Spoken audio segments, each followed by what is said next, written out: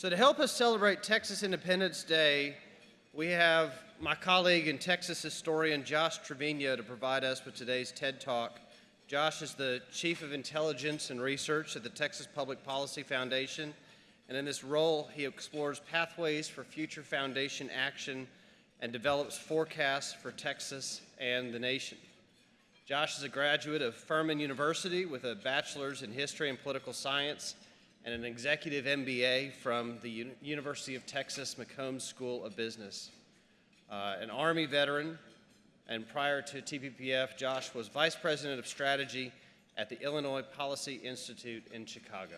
Please help me welcome my colleague, Josh Treviño. Appreciate it. 187 years of Texas. How about that? And we're just getting started. They chose me to be the TED Talk speaker today on the theory that whoever was unlucky enough to sit next to me would be getting harangued on Texas independence regardless.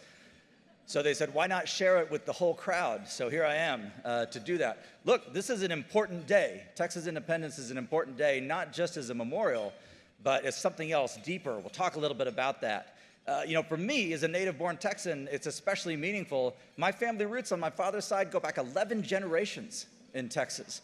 On my mother's, only 5. They're new, but they're acclimating. Who here is a native-born Texan? Raise your hand. All right. Whoop. Put your hands. Several of you are apparently Aggies.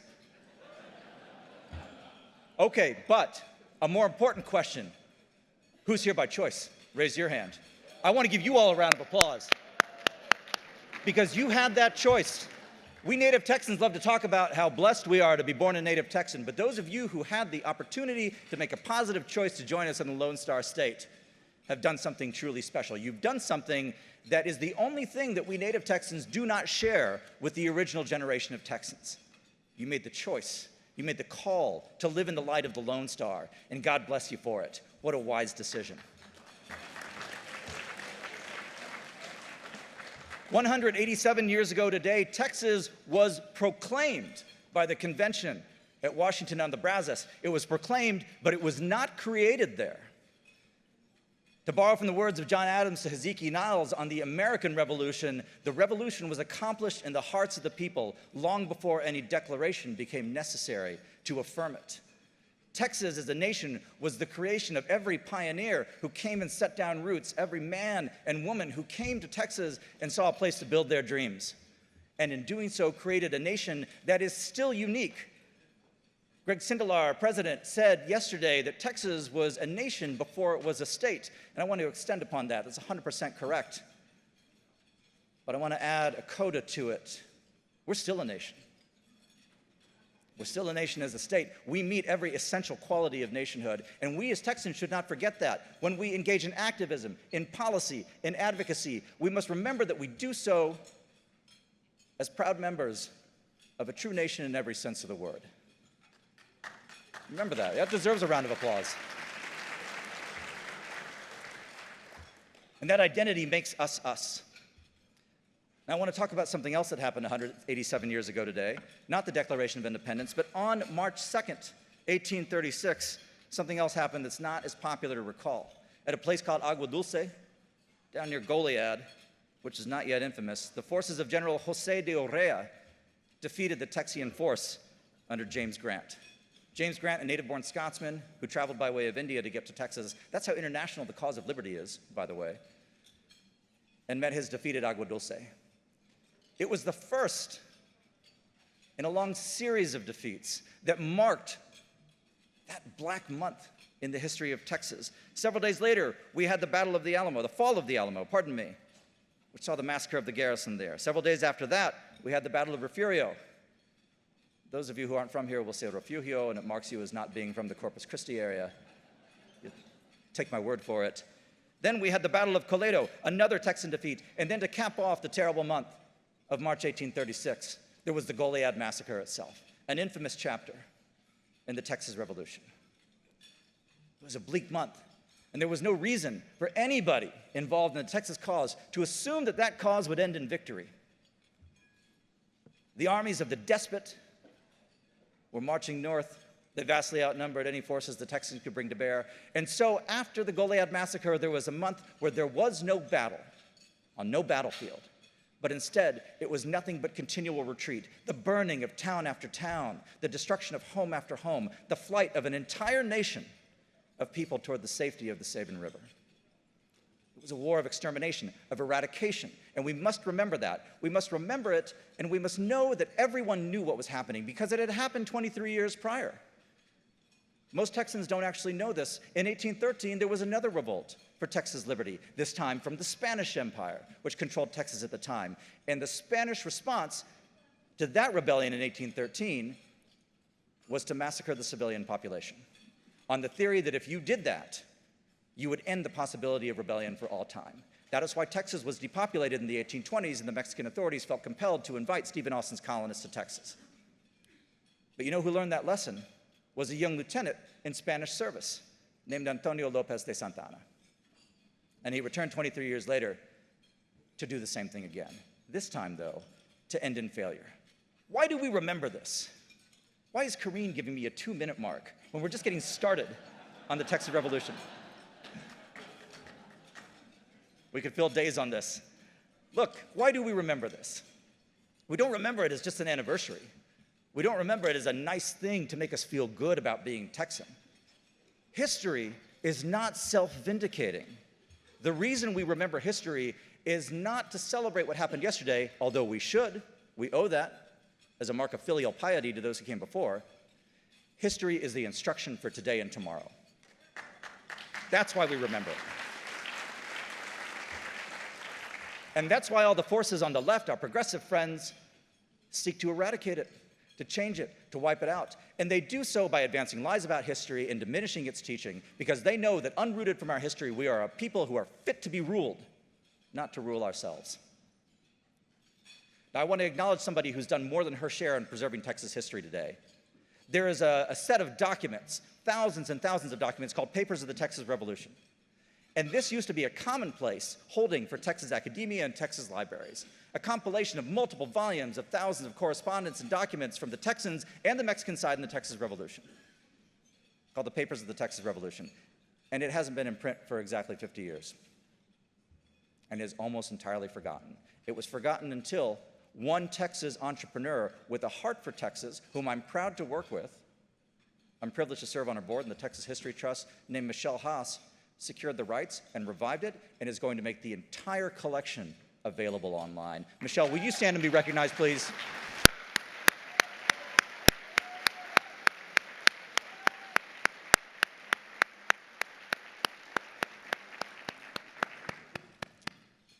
And you know what Michelle isn't? She's not a member of a history faculty anywhere in Texas. She's not a member of the media. She is a concerned Texan who knows that history tells itself, if allowed to speak for itself, and in Texas it speaks so very loudly. Now, my friends, much to your loss, I must end my remarks. But we have something special. It used to be that on Texas Independence Day, as on July 4th, there were public readings of the Texas Declaration of Independence. Well, at the Foundation for the past few years, we revived that tradition. It started with a few of us gathering in the auditorium at TPPF headquarters to read aloud the declaration that affirmed but did not create our nation. And today, we've got a video of exactly that. You'll recognize some of the faces here. Let's roll that footage, gentlemen. And thank you.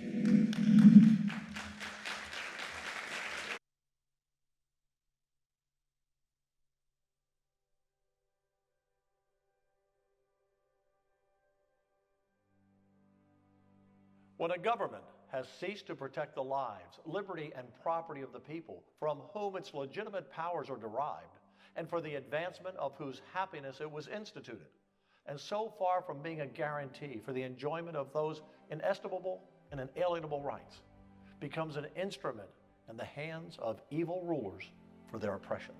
When the federal Republican Constitution of their country, which they have sworn to support, no longer has a substantial existence, and the whole nature of their government has been forcibly changed without their consent from a restrictive federative republic composed of sovereign states to a consolidated central military despotism in which every interest is disregarded but that of the army and the priesthood, both the eternal enemies of civil liberty, the ever-ready minions of power, and the usual instruments of tyrants.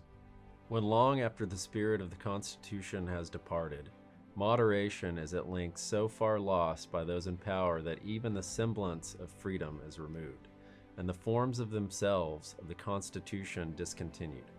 And so far from their petitions and remonstrances being regarded, the agents who bear them are thrown into the dungeons, and mercenary armies sent forth to force a new government upon them at the point of the bayonet.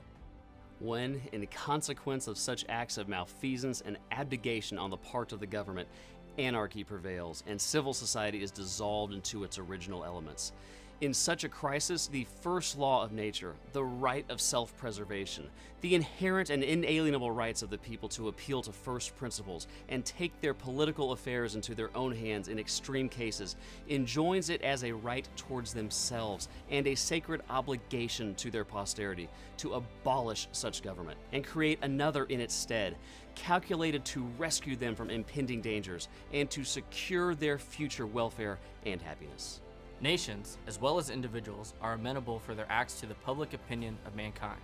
A statement of a part of our grievances is therefore submitted to an impartial world, in justification of the hazardous but unavoidable step now taken of severing our political connection with the Mexican people and assuming an independent attitude among the nations of the earth. The Mexican government, by its colonization laws, invited and induced the Anglo-American population of Texas to colonize its wilderness under the pledged faith of a written constitution, that they should continue to enjoy that constitutional liberty and republican government to which they had been habituated in the land of their birth, the United States of America. In this expectation, they have been cruelly disappointed, inasmuch as the Mexican nation has acquiesced in the late changes made in the government by General Antonio Lopez de Santa Anna, who, having overturned the Constitution of his country, now offers us the cruel alternative, either to abandon our homes, acquired by so many privations, or submit to the most intolerable of all tyranny, the combined despotism of the sword and the priesthood. It has sacrificed our welfare to the state of Coahuila, by which our interests have been continually depressed through a jealous and partial course of legislation carried on at a far distant seat of government by a hostile majority in an unknown tongue, and this too, notwithstanding we have petitioned in the humblest terms for the establishment of a separate state government, and have, in accordance with the provisions of the national Constitution, presented to the General Congress a Republican Constitution, which was, without just cause, contemptuously rejected. It incarcerated in a dungeon for a long time one of our citizens for no other cause but a zealous endeavor to procure the acceptance of our Constitution and the establishment of a state government. It has failed and refused to secure on a firm basis the right of trial by jury, that palladium of civil liberty and only safe guarantee for the life, liberty, and property of the citizen. It has failed to establish any public system of education, although possessed of almost boundless resources, the public domain, and although it is an axiom in political science that unless a people are educated and enlightened, it is idle to expect the continuance of civil liberty or the capacity for self-government. It has suffered the military commandants stationed among us to exercise arbitrary acts of oppression and tyranny, thus trampling upon the most sacred rights of the citizens and rendering the military superior to the civil power. It has dissolved, by force of arms, the State Congress of Coahuila in Texas and obliged our representatives to fly for their lives from the seat of government, thus depriving us of the fundamental political right of representation.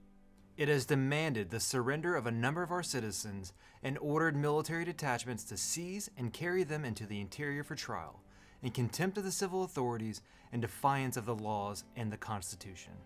It has made piratical attacks upon our commerce by commissioning foreign desperados and authorizing them to seize our vessels and convey the property of our citizens to far distant ports for confiscation. It denies us the right of worshiping the Almighty according to the dictates of our own conscience, by the support of a national religion calculated to promote the temporal interest of its human functionaries rather than the glory of the true and living God. It has demanded us to deliver up our arms, which are essential to our defense, the rightful property of freemen, and formidable only to tyrannical governments. It has invaded our country both by sea and by land, with intent to lay waste our territory and drive us from our homes, and has now a large mercenary army advancing to carry on against us a war of extermination.